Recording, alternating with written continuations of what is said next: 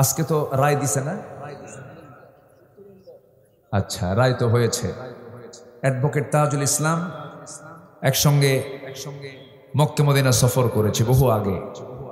সাহসী একজন মানুষ, অনেক সাহসিকতার তিনি পরিচয় দিয়েছেন। সাবেক প্রধানমন্ত্রী তিনি বলেছেন এটা ক্যাঙ্গারু কোর্ট, কিন্তু এই কোর্ট ট্রাইব্যুনাল গঠন করেছে কে বলেন? যে গর্ত খনন করবে সে গর্তে পড়বে। এটাই অস্বাভাবিক না স্বাভাবিক? স্বাভাবিক। ৭১ সালের সেই যদি ইতিহাসকে টেনে ৪০-৫০ বছর পরে এসে যদি এত কিছু করতে পারেন, আমরা পারি নাই। আমাদের সন্তানকে পাখির বাচ্চার মতো গুলি করে হত্যা করেছে জুলাই আন্দোলনে। তাহলে সেটার বিচার কি হওয়া দরকার নাই? শুধু বাপের বিচার দেখবেন, শুধু বাপের বিচার হবে, সন্তানদের বিচার হওয়ার দরকার আছে না নয়? আচ্ছা, সম্মানিত ভাইয়েরা, অপরাধী যেই হোক না কেন আইন তার নিজস্ব গতিতেই চলতে হবে। আল্লাহ তুমি বাংলার জমিনকে দ্বীনের জন্য কবুল করো। কোরআনের উপরে যেমন আমরা কোনো বইকে রাখতে দেই না, সম্মানের জন্য আমরা কোরআনের আইনের উপর আর কোনো আইনকে আমরা দেখতে চাইও না। আল্লাহ কবুল করুন, জোরে বলি আমিন। আমরা যে কালামের কথা শুনতে এসেছি, সে কালাম, সে কথামালা, সেই কথাগুলো কার কথা বলুন তো? আসতে বলবেন না, কার কথা? আল্লাহর কথা। আল্লাহর কথা পৃথিবীতে একমাত্র মূল্যবান এবং সত্য কথা। এছাড়া এর সমকক্ষ কোনো কথা পৃথিবীতে কারো থাকতে পারে? আসতে বলে থাকতে পারে? আমরা কোরআনকে কেমন সম্মান করি বলুন তো? অনেক সম্মান করি তো। আচ্ছা ধরুন এই যে কোরআনটা আছে, কোরআনের উপরে যদি কোনো বই কেউ রাখে, বঙ্কিমচন্দ্র, শরৎচন্দ্র, রবি ঠাকুরের বই যদি কেউ রাখে, আপনি মানবেন? কেন বলবেন না? সব বইয়ের উপরে, সব কিতাবের উপরে কোন কিতাব থাকবে? কোরআন থাকবে। কোরআনকে আপনি সম্মান করেন, এই জন্য আপনি বলে ফেলবেন না এর উপরে আর কোনো কিতাব রাখা যাবে। এটা একটা কমন সেন্স, আমরা এটা বলে ফেলি। কোরআন তো কোরআন, কিন্তু সেই কোরআন আমরা যখন সমাজের দিকে তাকাই তখন কোরআনটা উপরে আছে আর দুনিয়ার আইনটা উপরে আছে? বলেন কিসের আইনটা উপরে আছে? দুনিয়ার আইনটা উপরে আছে। তাহলে বাহ্যিকভাবে এই কাগজের কোরআন, আমরা এর উপরে কোনো কিতাব আমরা যেমন বরদাস্ত করতে পারি না, যিনি ইমানদার হবেন তিনিও কোরআনের উপরে আরেকটা আইনকেও উপরে চাপিয়ে দিবে, এটাও ইমানদার বিশ্বাস করতে পারে না, সহ্য করতে পারে না। হয়তো বলবেন যে হুজুর আপনি শুরুটাই করলেন এমন করে, লক্ষণ কি আপনার? হয়তো প্রশ্ন আসতে পারে। লক্ষণ কিছু না, সব তো দেখলাম, আমরা সব দেখা শেষ করেছি। এই জাতি এখন বিরক্ত, মিথ্যা কথা শুনতে শুনতে আর জাতি মিথ্যুকদেরকে আর সহ্য করতে পারছে না। সব দেখা শেষ করেছি। সেই কোরআন থেকে কিছু কথা বলতে চাচ্ছি, আমাকে সময় দেবেন তো নাকি? খুব সুন্দর টাইম আমি পেয়েছি, এটাই হলো মাহফিলের আলোচনার উত্তম টাইম। মাঝে মাঝে কিছু কিছু মাহফিলে গিয়ে উঠায় দেয় রাত ৩টার দিকে। রাত ৩টার দিকে কথা বলা মানে কি জানেন? পাগলির সাথে ঘর সংসার করা। আমরা খুব সুন্দর একটা সুইটেবল টাইম পেয়েছি। আমি খুব অল্প সময়ে একটা বিষয়ে ধারণা দিতে চাই। আমরা যে এখানে বসে আছি, আমরা কি এমনি বসে আছি না ইবাদত করছি বলেন তো? মনে হয় এরকম? মনে হচ্ছে তো নাকি? আমরা এখানে বসে আছি কিসের কিসের কিসের মানে কিসের নিয়তে বলেন তো? ইবাদত। আমরা ইবাদত করতে এসেছি এখানে। বিড়ি খাওয়া কোন ইবাদত বলেন তো? এটা কি ইবাদত? না। তাহলে এটা কি বলেন? কয় যে কিচ্ছুই না। অনেকে বলে হুজুর এটা কিচ্ছুই না। কিছুই না কোনো উত্তর হয় বলেন তো? আমরা কোনো কাজ মানে অর্থহীন করব না, সব কাজের মধ্যে যেন অর্থবহ ভাবটা থাকে। আমরা এমনভাবে সকল কাজের আঞ্জাম দেব, জোরে বলি ইনশাআল্লাহ। আমরা ইবাদত করতে এসেছি। আমরা বসে থাকা, দিনের কথা শোনা, এটা একটা ইবাদত। এবং এই তেলাওয়াতে, এই আলোচনায় কোনো লস নাই।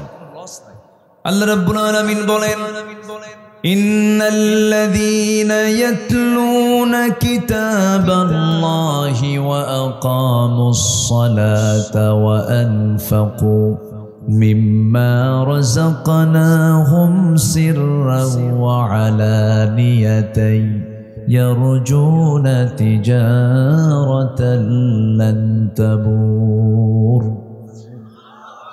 সূরা ফাতিরের ভিতরে আল্লাহ রাব্বুল আলামিন বলেন, নিঃসন্দেহে যারা আল্লাহর কালামকে তেলাওয়াত করবে, নামাজ যারা কায়েম করবে, এবং আমি যা দিয়েছি তা থেকে গোপনে প্রকাশ্যে যারা খরচ করবে, এই তিনটা কাজে তাদের কোনোদিন লস নাই। জোরে বলুন সুবহানাল্লাহ। আমরা লসে যাব না লাভে যাব? কার পরামর্শে? কার পরামর্শে? আল্লাহর পরামর্শে। আমার বন্ধুগণ, মানব জীবনে বান্দার যত কাজ আছে, কোনো কাজ ইবাদতের বাইরে নয়।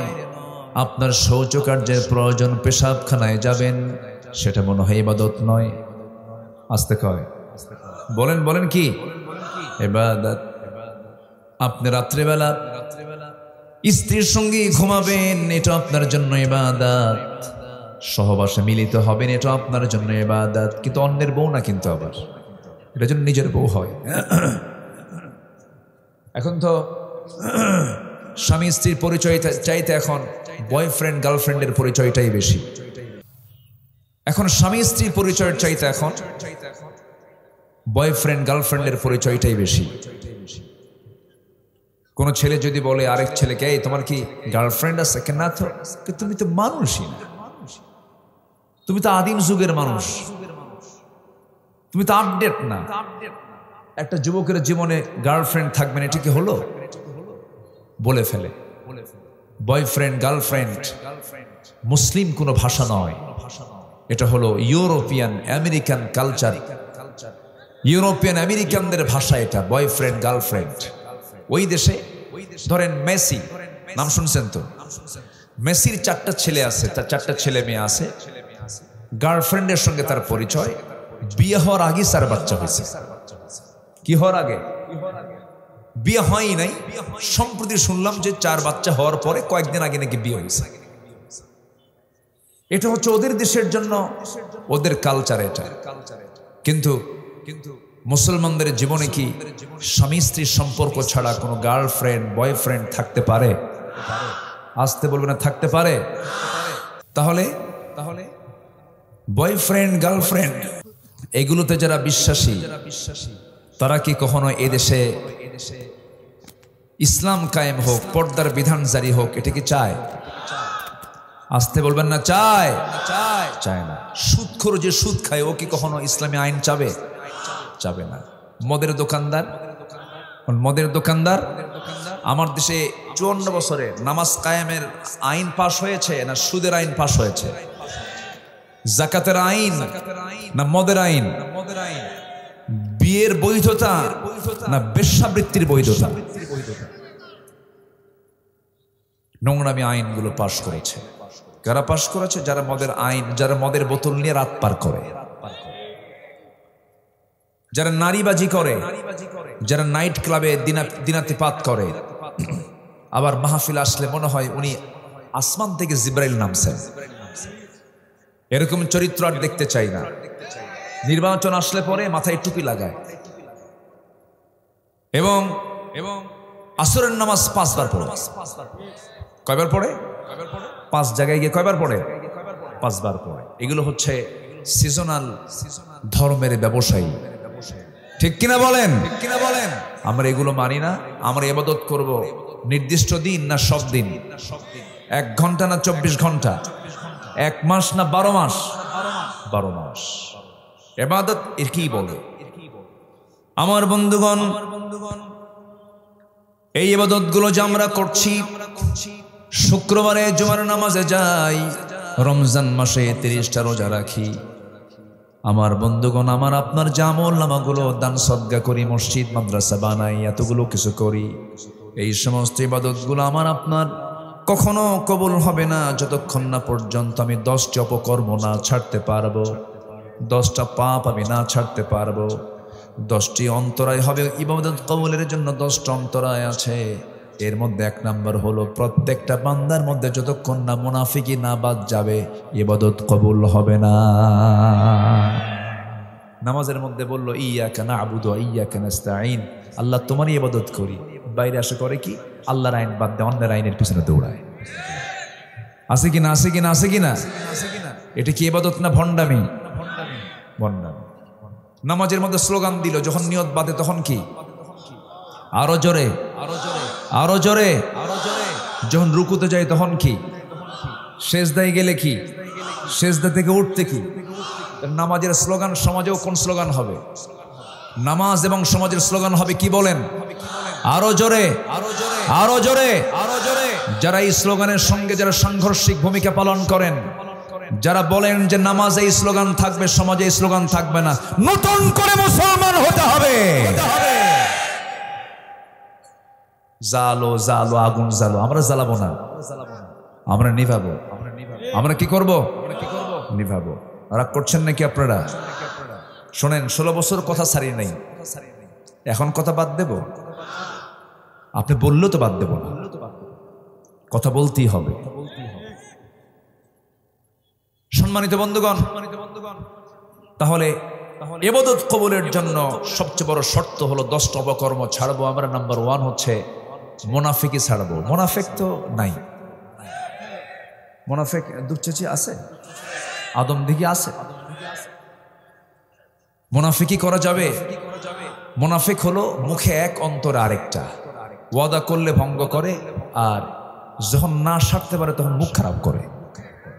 এরকম লোক আছে কিনা বলেন? আচ্ছা, এরপরে যখন কথা বলে তখন শুধু ঘন ঘন মিথ্যা কথা বলে। মিথ্যা কথার তালিকায় দেশে সবার আগে কারা? মুনাফিক তো ঠিকই আছে।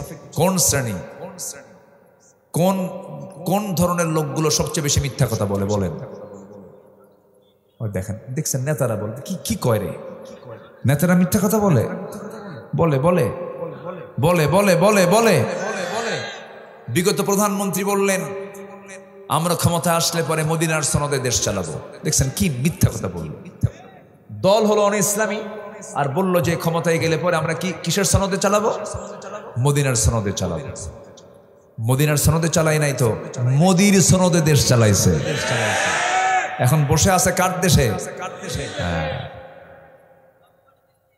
হ্যাঁ, দেখছেন কি সুন্দর কথা বলে দিল। মামুবাড়ি দিল্লি শব্দটা এসেছে আল্লামা সাইদির মুখ থেকে 25 বছর আগে, 25 বছর। আর সেটা আল্লাহ পাক বাস্তবে রূপ দিলেন হলো 2024-এ এসে। উনি বলেছিলেন গাছের গোড়ায় নাড়া দেব, মামুবাড়ি দিল্লি গিয়ে পড়বা। রাজস্থান ছিল, চেন্নাই ছিল, হায়দ্রাবাদ ছিল, কলকাতা ছিল, আসামের গুয়াহাটি ছিল, ত্রিপুরার আগরতলা ছিল, নেপাল ছিল, ভুটান ছিল, শ্রীলঙ্কা ছিল, মায়ানমারের ইয়াঙ্গুন ছিল, বোনের বাড়ি লন্ডন ছিল, বিয়ে বাড়ি আমেরিকা ছিল, কোথাও পড়লো না, সোজা গিয়ে মামুবাড়ি। সম্মানিত ভাইয়েরা, সম্মানিত বন্ধুগণ, আমার বিশ্বাস স্টুডিয়ান টুমরো বাংলার জমিন আল্লাহর দিন কায়েম হবেই হবে। জোরে বলে ইনশাআল্লাহ, আরো জোরে বলে ইনশাআল্লাহ।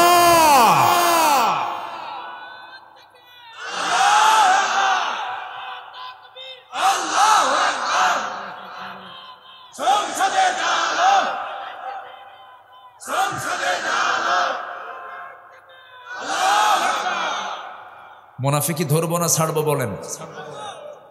মুনাফিকি ধরবো না ছাড়বো? এই এলাকায় অথবা যে এলাকায় বলি, বলুন তো কোন ওয়াক্তে মানুষ বাড়িতে বেশি থাকে? বলেন কোন ওয়াক্তে? বলেন ফজরে। সবচেয়ে কম জোহরে, আসরে, মাগরিবে, এশায় কম থাকে, কিন্তু ফজরে এই ওয়াক্তে সবচেয়ে বেশি লোক কোথায় থাকে বলেন তো? বাসায়। সবচেয়ে কম মুসল্লি কোন ওয়াক্তে? ফজরে। তো বাড়িতে থেকে কি করে? স্বপ্নে চতুর্থ আসমানে চলে যায় মেরাজ করতে। ঠিক আছে না? ওরা স্বপ্নে স্বপ্নে ঘুমের মধ্যে নামাজ পড়ে।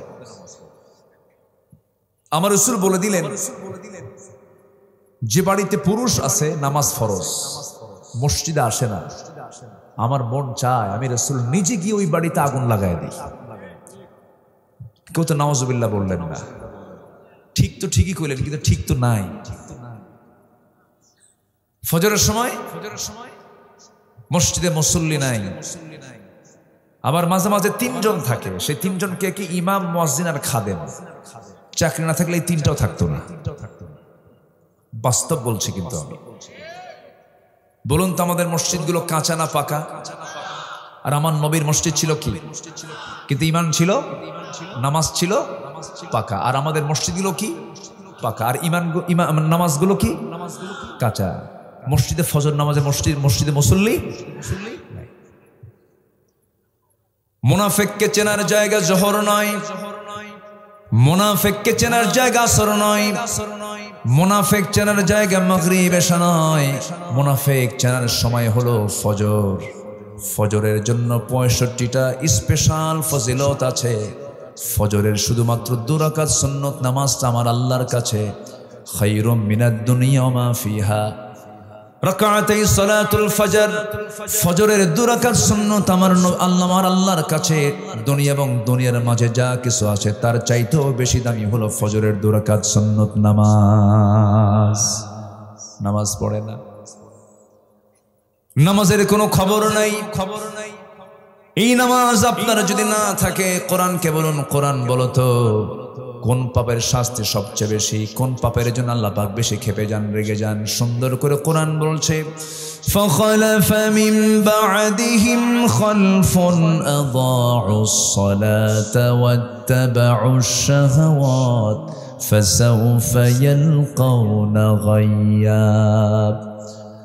নামাজ যারা নষ্ট করবে, নফসের যারা দাসত্ব করবে, নফস যা চায় তাই যারা চাবে, এই 2টা অপকর্ম যাদের মধ্যে লুকানো থাকবে, বাস্তবায়ন থাকবে, আল্লাহ বলছেন আমি শুধু তাকে 7টা জাহান্নাম দেব না, এমন কিছু গর্ত দেব যে গর্তকে জাহান্নাম পর্যন্ত ভয় পায়।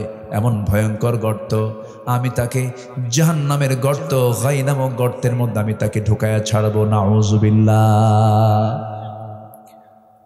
গাই নামক গর্তের মধ্যে 7 শ্রেণী যাবে। কয় শ্রেণী বলেন? এর মধ্যে একটা শ্রেণী হলো যারা নামাজকে নষ্ট করবে। নাম্বার 2 হলো যারা বাপ মার হক আদায় করবে না। মনে হয় এমন সন্তান বুঝি দুপচাচি আদম দেখি নাই? হ্যাঁ, আছে আছে আছে আছে আছে। এমন কিছু অপরাধী ওই গাই নামক গর্তের মধ্যে যাবে যারা সুদের কারবার করেছে, জেনার কারবার করেছে। বুড়া জেনাকার, বুড়া হয়েছে, জেনা বাদ দেয় না। আছে না, আছে না, আছে না, আছে না, আছে না? এই সমস্ত অপকর্মগুলো আজকে সমাজে অ্যাভেলেবেল হয়ে গেছে। পাপকে আজকে মানুষ পাপই মনে করে না, দেখেও কিছু মনে হয় না। ওই লোকের মতো যার মেয়েকে বিয়ে দিয়েছে ঢাকার ট্যানারির আশেপাশে, ট্যানার আশেপাশে সুগন্ধ না দুর্গন্ধ, দুর্গন্ধ গোটা দেশের সমস্ত চামড়াগুলো সেখানে গিয়ে প্রসেস হয়, পচা গন্ধ। মেয়েকে বিয়ে দিয়ে ওই ট্যানারের পাশে যখন মেয়েকে পাঠায় দিছে তার শ্বশুর বাড়ি, মেয়ে বাপকে ফোন দিয়ে বলে, আব্বা এমন জায়গায় বিয়ে দিছো, গন্ধে থাকতে পারছি না, তাড়াতাড়ি নিয়ে যাও। 10-12 দিন পরে বাবা তার মেয়েকে ফোন দিয়ে বলছে, মা তোকে আজকে নিয়ে আসবো আমাদের বাড়ি। সন্তান বলছে, বাবা আসার দরকার নাই, আগের পচা গন্ধে এখন খুব সুগন্ধ মনে হয়। কথা বোঝেন নাই? পচা জিনিসটাই তার কাছে ভালো হয়ে গেছে। আজকের সমাজে যাকাতের কোনো ব্যবহার নাই, সুদ। ঠিক কিনা? আজকে পর্দার পরিবেশ নাই, পর্দাহীনতা, বেহায়াপনা দিয়ে পড়ে গেছে। যে দোকানে মহিলা দোকানদার, সেই দোকানে কাস্টমার কম না বেশি? আর যে সমস্ত ভাইরা তাদের মা বোনদেরকে ওই দোকানে বসায়া, বেহায়া করে বসায়া বিক্রি করে, তারা জেনার কাজ করে। আসতে কন কেন? আসতে কন কেন? হ্যাঁ, পর্দা যদি থাকে সেখানে কিছু কথা আছে।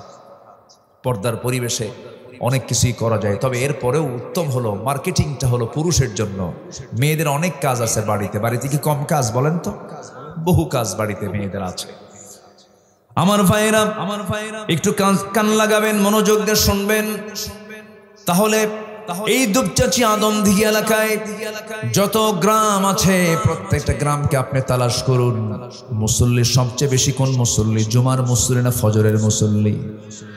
জুমার মুসল্লি এত বেশি জায়গা হয় না প্রথম কাতারে। সেই সমস্ত মুসল্লিগুলো যায় প্রথম কাতারে গিয়ে বসে, সারা সপ্তাহ নামাজ নাই, মোস কাটা, দাড়ি কাটা, মাথার চুলগুলো উল্লুক ভাল্লুক, এরপরে লুঙ্গিটা পড়ছে মশমশা, আবার ফাটাফাটি একটা পাঞ্জাবি, সুতির পাঞ্জাবি ইস্ত্রি কইরা জায়নামাজ একটা নিয়ে জায়গা দখল করে হুজুর সামলায় কথা কন।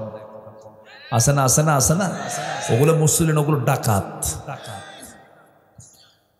ওই সমস্ত মুসল্লির কোনো দাম নাই, ওই সমস্ত মুসল্লির কোনো পুরস্কার নাই। ফাওয়াইলুল লিল মুসাল্লিন আল্লাযীনা হুম আন সালাতিহিম সাহুন আল্লাযীনা হুম ইউরাউনা ওয়া ইয়ামনাউনাল মাউন। জোরে বলুন আল্লাহু আকবার।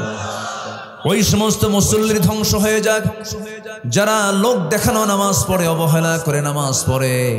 ওয়াইদা কামু কুসালা, যখন সে নামাজে দাঁড়ায় হেলে ধুলে দাঁড়ায়, মনোযোগ দিয়ে নামাজ পড়ে না।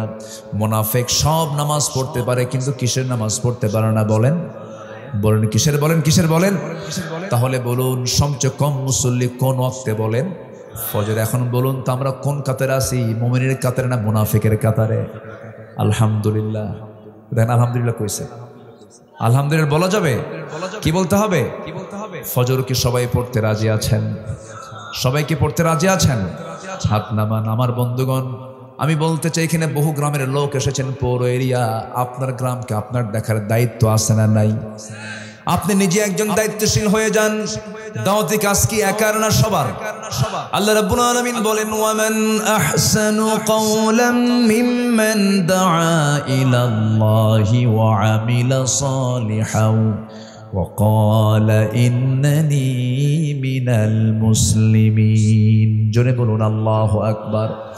তার কথার চাইতে উত্তম কথার কার হতে পারে? যে বান্দাগুলো মানুষকে আল্লাহর দিকে ডাকে, ওয়া আমিলা সালিহান, নিজে ভালো কাজ করে। নিজে কি কাজ করে? ভালো কাজ করে। লিমা তাকুলুনা মা লা, বলতে যাও যেটা তুমি নিজে করো না, আল্লাহ পাক এটাকে পছন্দ করেন না। এইজন্য বলছেন ওয়া আমিলা সালিহান, দাওয়াত দেয় আল্লাহর দিকে, নিজেও ভালো কাজ করে। আর বুক উঁচু করে বলে প্রথম পরিচয় আমি বাঙালি, বাংলাদেশি না মুসলমান। বলেন আমরা কি? আমরা কি? বলেন বলেন বলেন আমরা কি? এই 16 বছর শুধু বাঙালির জিকির করছে। কিসের জিকির করেছে? আমরা বাঙালি, আমার বাংলাদেশে, ঠিক আছে ভালো কথা, কিন্তু আমাদের প্রথম পরিচয় কি? আমাদের জাতির পিতাকে। এখানে প্যাঁচ লাগাইছিল না? প্যাঁচ লাগাইছিল কি না? প্যাঁচ ছুটায় দিছে সব, যা সব প্যাঁচ ছুটায় দিছে। জাতির পিতা হওয়া সস্তা না। বিড়ি খায় জাতির পিতা হওয়া যায় না। বিড়ি খাওয়া দেখছেন? দেখছেন হুক্কা টানা দেখছেন? কি কি টানটা টানছে, চড়ক চড়ক। হ্যাঁ, যে নেতৃত্বে নামাজ নাই, যে নেতৃত্বে আল্লাহর দিন নাই, সে আমার বাপও যদি না তো হয়, ওই নেতৃত্বে মারি না, জুতা মারি, থুতু মারি।